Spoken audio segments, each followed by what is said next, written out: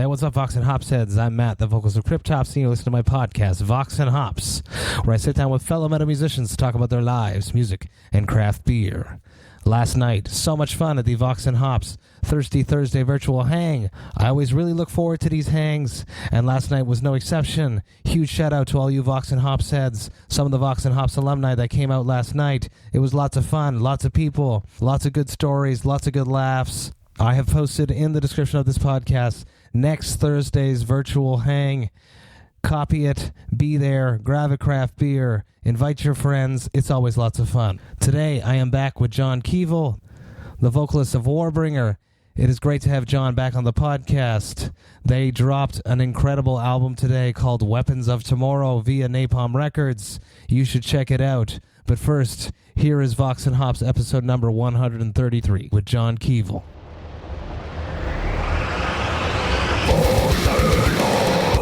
I warn you, what you are about to hear is very disturbing indeed. Hey, what's up, everybody? Today, I'm very lucky to be back with John Kevill from Warbringer. Super stoked to be back with you. Thank you so much for taking the time to come back onto Vox and Hops. This time, sadly, we're not together because with everything happening with COVID-19, we all got to stay home, but I'm really happy to have this conversation with you via the internet. So how are you, John? Doing quite wonderful. You know, the situation in the world is pretty sketchy, but as far as it's played out in my personal life, it's been rather nice. I've been camping in my house with my wife and my cats, and we've been taking the time to cook up a storm, basically. Same. I find myself just scouring the internet trying to make better recipes of things that I miss that I can't go buy. It's true. I did mushroom risotto the other day. Yesterday, we just did mac and cheese, you know, not every day, but pretty much like 2 out of 3 days, we're doing some big product. We figured out how to make a deep dish pizza in our cast iron skillet at home here. It turned out pretty good. It was an experiment. It turned out pretty good. That's pretty badass. That's really awesome. I'm actually making mac and cheese tonight, funnily enough. Well, are you doing the like box kind? That's what I did. I did the box kind the other day, but then there's like actually making mac and cheese, which is a whole different thing. We are actually making mac and cheese, but I'm a vegan, so we're doing a cashew-based cheese sauce for it. My wife just soaked the cashews for it, so. Oh, dude, we're a huge fan of cashews. We'll do these smoothies where like my wife will do these smoothies where she'll like soak a bunch of cashews overnight, and we'll use that as like the base of whatever she's doing for that. Yeah. Absolutely delicious. Fuck yeah. Hell yeah, dude. How, you mentioned that you're camping out. I like to touch on COVID a little bit during these interviews because we're all at home because of it. How did you approach COVID when it first hit? Were you someone that believed everything, or were you a bit not totally convinced? I'll tell you, Matt. It's a Democrat hoax, and all they're trying to do is make sure I don't win the next election. That's what they're doing here, and I won't let anyone convince me otherwise. No, I took it pretty seriously. You know, it's a world pandemic. I kind of, early on, it was very much, well, it's kind of like the flu, and, you know, it might not be that serious, and you know how people are jumpy. But at the same time, I'm the guy here thinking, well, the last major pandemic that actually killed a shitload of people in the world, you know, on like a global catastrophe scale, was the flu. It was the Spanish flu, you know? So I just, you know, with my head permanently stuck in Great War era history, I immediately go there, and I'm thinking, well, that sounds like a big deal. So I kind of thought it was going to be a big deal from the get-go. I didn't expect it to be as it is. I think I might have expected the global response to be a little better, but as we all know, it's been kind of a shit show. I was enviously reading a headline the other day that said, like, Angela Merkel thanks compliant Germans and says this is going to last till, like, the end of April, you know? Holy shit, yeah. That's also something I want to touch on. When do you think this is all going to go back to normal, and what will be the new normal? Well, shit, you're interviewing John Kevill, not Nostradamus, but so if I want to put on my Nostradamus hat, give it about 2 months. Honestly, that's a thing that's... I have to pretend to be Nostradamus a bit here because of the fact that we have to tour. And in order to tour, we have to basically know when it's safe to actually schedule dates. We don't know that right now. Our album's coming out in just under a month from today as we're having this conversation. And we already not even canceled. We just didn't announce the tour that was going to be in, like, the beginning of May. It never got announced. It got pushed back, as far as we're aware, and the booking agents are trying their best to save the whole thing. But I think if you're a booking agent right now, your commentary on this would just sound something like, well, fuck me, because what do? You have to kind of guess and wait for it to blow over. And I think that just like the market in general, there's a ton of speculation because everyone knows whoever is able to kind of guess correctly when the thing blows over and be the first one on the ground resuming normal economic activity, that there's going to be money in that if you can be the first to market, you know, because it kind of closed the market for a while, and that's something really unusual that we don't generally see. I'm trying to figure out when the market bottoms out so I can throw $1,000 or $2 into, like, Microsoft and Disney and stuff. I think, but then again, me and everyone else who's, like, read a book about this ever in their life, you know?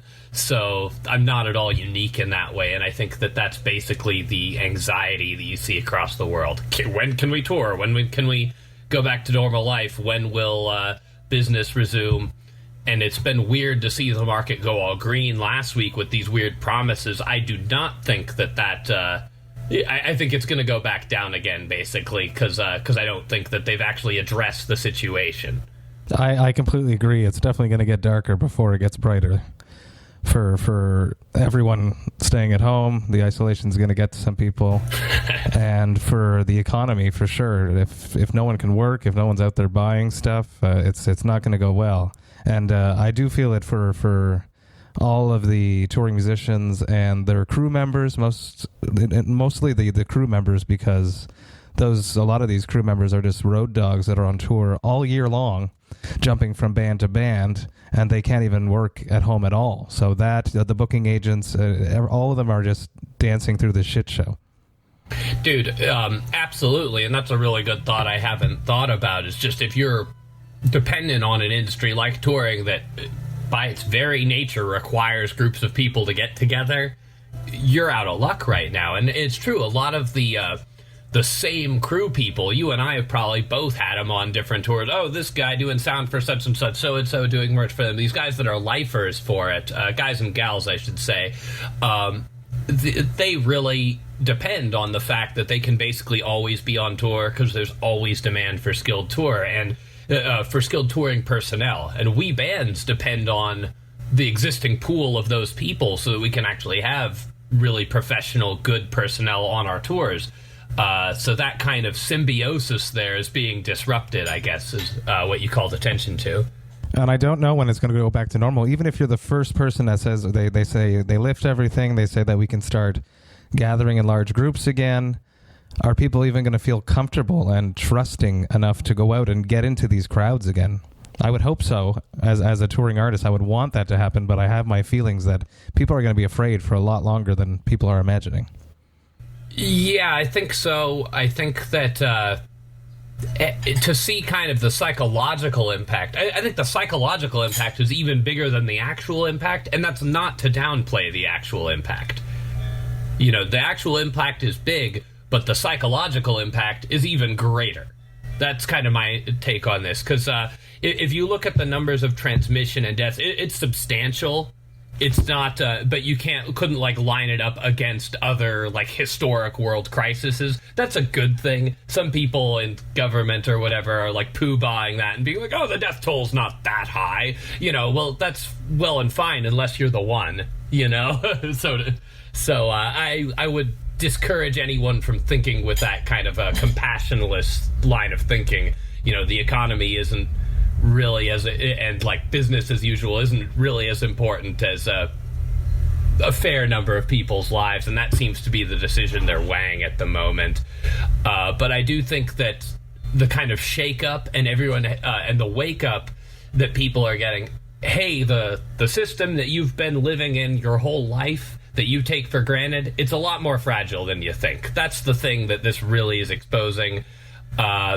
And it also seems, oddly enough, that sort of right after, here, political opinion, right after Sanders kind of gets killed in Super Tuesday in the Democratic primaries, we get this health crisis that really shows us, hey, we should have been running a candidate like Sanders. That's my opinion on that.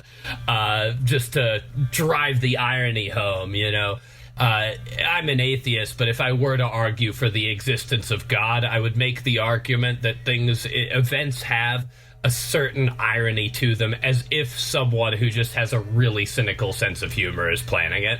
Yeah, if I had to make the argument, that's how I would make it. It is a sort of good timing that Trump's up for re-election this year and all of this is happening, and he's trying to be the one that's going to save everyone or save the economy, save everything. It's the timing is a bit eerie. Yeah, though I would point out that a lot of stuff does happen by coincidences. People like to think that everything's planned. Remember the 9/11 was an inside job theories? Remember that? So I don't actually think that's true. What I do think is probably true, though, there's this film Vice that portrayed, and I'm making an analogy here. There's this film Vice that showed, it was about Dick Cheney, okay? And they had Christian Bale playing him. He did a wonderful job, I thought. It's a little zany and snarky at times. But the film had this bit where when Dick Cheney sees the towers go up in flames, it's not like he had planned for it, but when he sees it, he, freezes up and starts, wringing his hands together and, just staring at it without blinking. And that's kind of what I imagine happened, where people see this, and they think of all the plans they already had, and they go, this is the opportunity. You can really make the most change to things when things are disrupted. If you have a functional system where things are basically working, it's going to be harder to push through serious change. Most revolutions and such happen when there's some big crack in the system. And they don't just happen if things are functioning properly. Vox and Hops is all about hanging out with metal dudes, drinking some craft beer. Last time we were together, we had a Boreal de Nord-Est, which is basically the rock star of Vox and Hops. I've had it so many times because it's available everywhere. Fantastic. What did you went out and you braved the world to pick up some craft beer to be on this, so a huge thank you for doing that. You didn't have to. You could have just drank whatever you had. So what do you have on your side there, John? Well, I couldn't have drank whatever I had because I didn't have a single beer in the house. I had a couple bottles of wine, which I prefer beer, so it would have been a bad deal for me. But I got Stone Brewing. I went to Total Wine, which apparently is an essential business. I was not able to walk into Best Buy where I didn't buy this headset. I got this one at Target, but I needed this headset to do the interview. I was not able to walk inside Best Buy. They're all the employees are standing on the curb. It looks like it sucks more to work at Best Buy now than usual, which is saying something, I'd imagine. But Total Wine, I could walk right into Total Wine and browse their entire selection. And I found a Stone Ghost Hammer IPA. Now, I'm familiar with the Stone brand. I haven't tried this particular one. I generally like them. This one's pretty good. It's sort of a no-frills hazy IPA. It's not fruity or anything. It's about 6.7, so right in the range. I like that 6-7 range for IPAs. And I actually got fancy with this one. Can comment on the beer in detail, Matt, I was saying. So I've been drinking this over the past couple days. We were supposed to do this interview on Friday. It's now Sunday, and so I've been, now I'm down to 6 of 6. I paired it with dried apricots because I was snacking some dried apricots when I cracked the first one open, and hey, that's a really good pairing. I think a standard, just a not too piney, soapy IPA, which is what this is, with any kind of fruit like that is a really nice pairing. It goes well. I can't say why, but it does. And then I also used it in lieu of white wine to make a mushroom risotto, which turned out great. And I have the time to sit over the pan stirring the risotto for 40 minutes thanks to quarantine. So, and just kind of every time I'm cooking with beer, I'll take the thing and I'll sort of intermittently pour some in, even if I don't really need to. There's something kind of zen about just pouring beer on sizzling food. Absolutely. That's amazing. That's the first time that someone on Vox and Hops has a pairing for me. So huge shout out to you, John. over 120 people I've spoken to, and you're the first one to do that. So thank you so much. And just to touch on, last Friday we were supposed to do this interview, but as we are working from home, our interview didn't happen exactly as we wanted it to do. And my wife had her own conference call, and we share the computer. So we ran out of time for ourselves, and I didn't want to rush you, so we rescheduled for today, and I'm happy that happened. Hey. On my side, I'm drinking the New England IPA from Castors Brewing Company. It is absolutely phenomenal beer. I also went out yesterday to go pick up some brews, and the liquor store was very, very strict rules. They had people standing at the front welcoming you as you walked in, asking you if you had been traveling, if you're sick. They make you wash your hands, and then they have lines all over the floor to separate us by 2 meters. It was it's all these preventative measures that should have been in place probably like 2 weeks ago, but at least they're in place now. I'm going to crack it open and see what the sucker's got. Hell yeah. It pours out nice and hazy. Absolutely perfect. Le Castors is one of those breweries that will dump entire batches of their product if it's not up to par. So they have done that with this particular beer in the past. They announced that they were going to distribute it, and then they just said, no, it turned, and we're just going to scrap the whole batch. So like a good artist should do, if you're not proud of your product, just move on to the next one and swallow the failure. Cheers, John. Cheers. Cheers. Damn right to that. Yes. Oh, that does look nice. I actually get to see you. You have no idea how shitty I look right now. I'm fine. I even put on pants for you. Oh, dude. These, gym pants 3 days running right now. Probably about time to retire. I could have just pretended I'm very well dressed, but I didn't. There you go. Honest. There's a true artist right there. And hey, aren't we glad that these beers meet the refined palates of thrash and death metal singers? My commentary would go something like, yeah! And I think yours might read like, ooh, yeah. Which is, of course, a stellar 2 thumbs up review, as anyone should know. How are you handling your quarantine? You mentioned that you're cooking a lot. Are you someone that likes to be out and around people? I personally like being home. It doesn't bother me whatsoever. My wife's going a bit more stir crazy. How are you handling this? Basically what you said sounds exactly like the situation here. My wife's very active and is usually the one bringing me out to actually do things. Here, I'll compare notes on this with you. I used to be, before years of touring, I used to be a way more go out and see people guy, and I think touring just kind of beat it out of me. When I'm on tour, I like to talk to everybody, but it's that aspect of my being is very compartmentalized into the touring mode. And that when I'm at home, I pretty much, my wife will be like, call your mom, I have to be reminded to not drop off the face of the earth with basic people in my life. So, quarantine comes naturally to me, I guess. I've been playing my brother got the new Doom game on Steam, and I remember classic Doom, and man, the new one they did, it's everything you could want as a fan of that. You just non-stop brutal killing. It puts me on edge. I'm sitting here with my headphones and slaying demons and wondering if one's gonna pop out of the corner and off me, and my wife just loves it because she can creep up behind me and basically make any sound or just touch me at all, and I'll jump, because I'm in a heart-pounding frenzy of brutal demon killing, but that's been just fantastic. Normally I favor more strategy games and stuff, but Doom, classic, I had to check that one out, and I've been enjoying the hell out of it. Drank the rest of these beers doing that, actually. I miss video games. I just don't have the time for it anymore. With the podcast, with the kids, with work, and the band, I had to cut out certain of my passions. And video games were sadly a victim of that. Video game and actually hockey. Oh. I used to be such an avid Habs fan because I'm from Montreal. I would just watch every game, even if they sucked. And then for seasons, I watched every game. But now I don't even think I've watched a game this year. And now obviously it's finished. So yeah, and then you go and watch a game, and you'll start to feel things that once were, and you're like, I don't even want to do this. I imagine it'll be similar for me.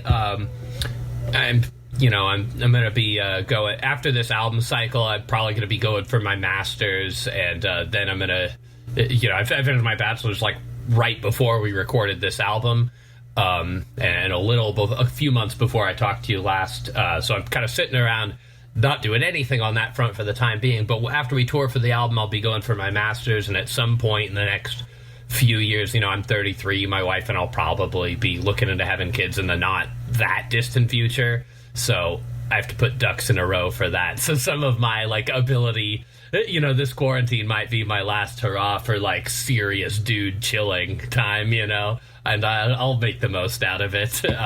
Life calls, you have to deal with it. I've managed to do a good job of being able to hold on to my silly little passions like video games and heavy metal for as long as I have, If I have to cut one, it won't be heavy metal, though, that's for sure. Fucking right, no way.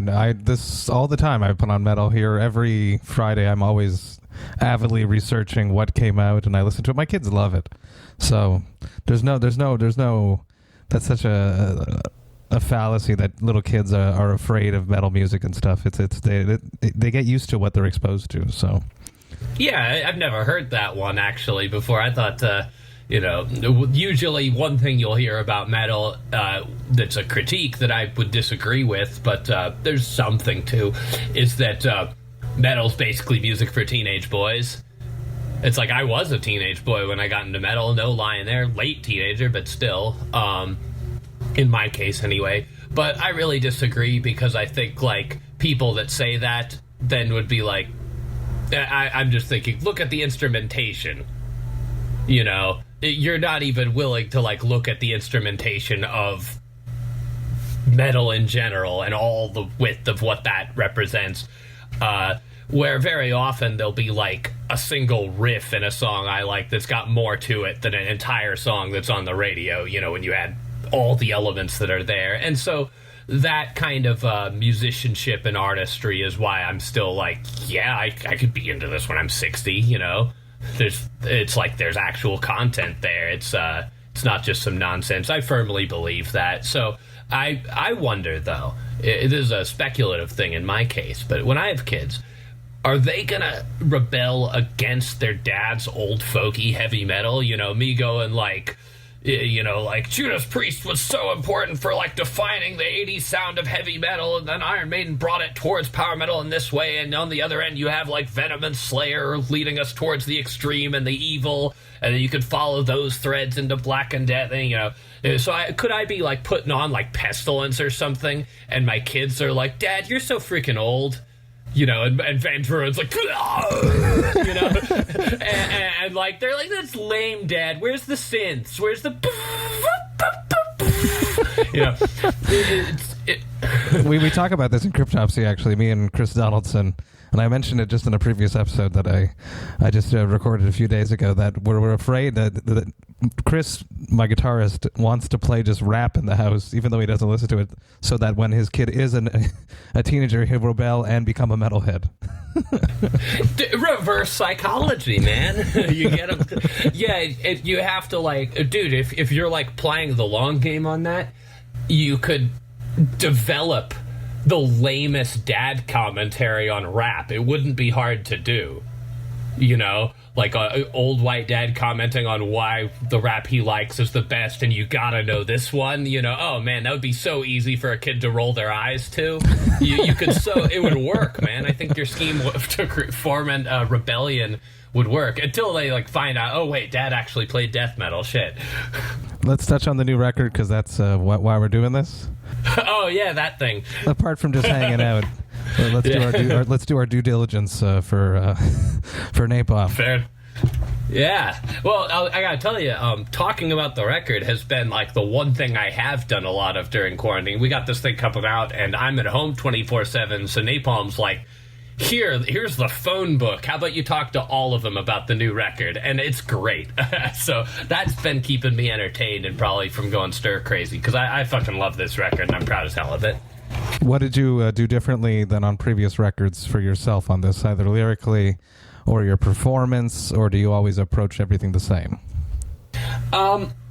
I wouldn't say I've approached it all the same, but I approached this one very similarly to the last one, Woe to the Vanquished, and I think the band kind of has a 2.0 phase since then, where we kind of, for those that know the band's history, we were going to disintegrate and not exist anymore after we lost a lot of key members on the fourth record, Empire's Collapse.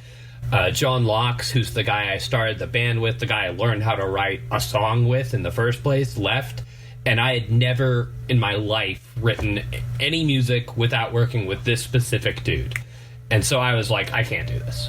A couple years later, and, some push from the fans, actually, and reconnecting with Carlos and Adam, and we kind of were like, we're going to do this again. We're going to do it right. Here's how we're going to do it. Here's our ethos. Here's the mistakes we made in the past. Here's what we won't do, etc. We had this long conversation, Carlos and I, sitting in a car, actually, in a parking lot for like 2-3 hours, and we went over the demos Adam and I had made in the last year, and that became the foundation for Woe to the Vanquished. So basically, we've kept the ethos that this 2.0 lineup has, which is where we're basically... The songs are very serious. It's all, we don't write anything silly or party feeling. It's all grim. It's all evil. It's all serious. That's one thing we chose in our ethos. It's still gonna rock, but that's what we're writing about. Then two, basically, is that we're gonna do a mixture of classic thrash metal that influences us, as well as extreme. So basically we'll play something that we might call extreme thrash, because it's thrash metal with extreme metal influences all over it, and it's not black thrash or death thrash, because it doesn't really lean one way or the other. It kind of goes into both equally. And then I guess 3 is just a mindset in the band that everyone's gonna push their own craft as hard as possible, that we're gonna have standout performances on 5 instruments out of 5, and that we're gonna kind of just sort of fulfill the mission we set out to do in the first place. And so in that way, my mindset hasn't changed a single bit. That we're still on the exact mindset we were for the last record. The difference is we've been in it for longer and we're better at it. That's my take on it. Is that we're sort of if you imagine it as a path, we're further down the same path. And I think a lot of the evolution of the band has been like this, where instead of changing from a thing to something else, we're changing from a thing to a better version of that thing. You get one model Porsche and the one from 5 years later is going to be a little faster. That's kind of how I see our evolution. That's all about maturity, too. Correct. A lot of people don't know this or think about this when you're not in the band world, but when you lose key members in a band and people get pissed that they're not in the band anymore, they forget that we are mourning that they're not there as well. Oh, yeah. It hurts us the most. John Locks in particular was really hard to deal with not being there, because I had to question myself in all these pretty deep and fundamental ways, where I'm can I write a song without this guy? Was he all the creative talent? What can I do with just myself here? What I ended up doing is kind of...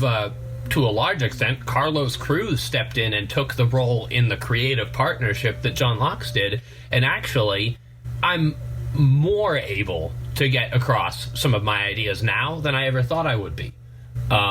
Because the way we have our partnership and kind of the terms of it is basically, if I have a song idea, he'll do his damnedest to make it come to life, as long as I give the same in return.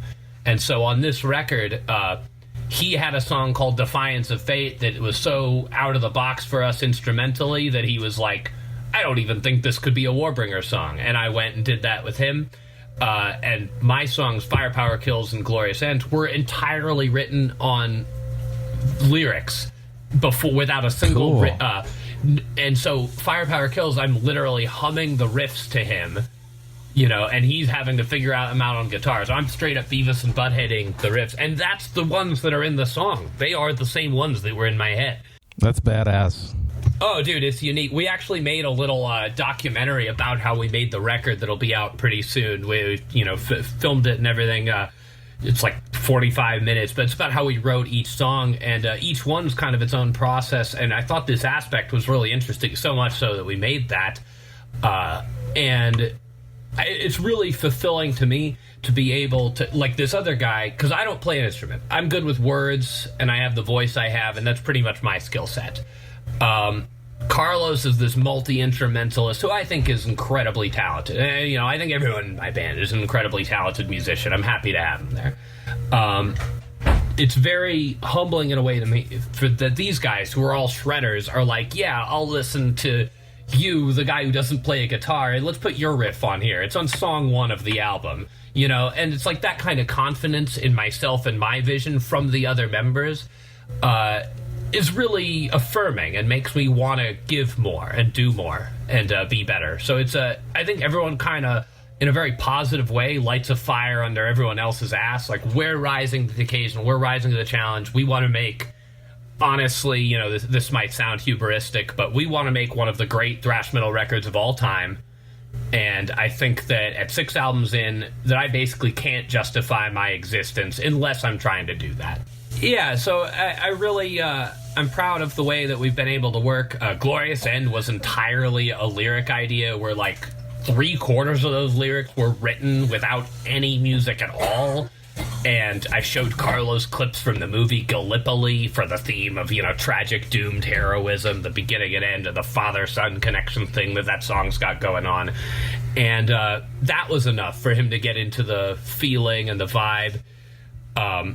And I was really proud that I was able to work in this way. One last question, something that I've been asking people, something I always wanted to ask and I always forgot to ask. What is your hangover cure? Man, lately my cure for hangovers has been don't get hungover. I almost would say that, yeah, that's really the best cure, is just stay within your limits. I'll and it depends how long, but I'll drink like a whole 6-pack or something. I won't get a hangover. So I generally just don't get them. That's really my cure, is I stay within some, if I do, basically, best thing I can imagine is a breakfast burrito. Something like egg, sausage, just real potato. The potato is key. Barring that, just anything with like fried breakfast potatoes and eggs. Like, that's kind of the number one thing I would say. Major grease absorbers and stomach filler uppers. Do that, and you need to eat enough of it that you then take a nap. When you awaken from the nap, you're cured. Wise words right there. Wise words. Don't get hungover, and then you won't be hungover. And if you are, some greasy food and a nap. Hey, this isn't rocket science, it's not like we're talking about when the global pandemic's going to end and what's going to happen to the market like we were. This one's pretty cut and dry, man. When can people hear some new music? You guys have dropped some singles. When does the album come out? Give everyone all that little spiel just to end this off. All right, so the album Weapons of Tomorrow is out April 24th. Check it out. It's a hell of a record. I think so. And we got 2 singles out so far, with a third on the way. So the 2 that are out are Firepower Kills, and The Black Hand Reaches Out, which has a music video. And we'll be putting out a third one, Glorious End, one of the ones I just talked about, in about a week. Beautiful. John, thank you so much for coming back on Vox and Hops. Super stoked to be with you again in person. When you come through on tour, or if I'm coming through your neck of the woods, you come out and we're going to drink a beer together in person, do this right. Thank you so much, John. Cheers. As is tradition. Cheers. Cheers, brother. Cheers. Hey, thank you all so much for listening right to the end. That I love and appreciate that. John's such a cool dude, such a great guy. Such a smart dude. Always fun to chat with him. I love having return guests on the podcast, but to be honest, I'm always slightly more nervous before I start recording them because I can't fall back on all my standard questions, so it's always a nice, challenging moment to have a return guest. Thank you, John, for giving me another shot and having another beer with me and having a chat with me. As I mentioned, Warbringer dropped a new album today, Weapons of Tomorrow. It is available on Napalm Records. You should go listen to it right now. I hope you guys have a great weekend. I hope you sit back and relax a little bit. Times are tough. Things are crazy, but it's important to just relax. Try to take things easy. Drink some craft beer and relax. I will be back next week with 3 episodes I'm telling you right now, Monday's episode is a very, very big episode for me. I hope you guys will be as stoked as I am. But until then, I hope that you remember to enjoy life, metal, and craft beer. Cheers, Vox and Hops heads.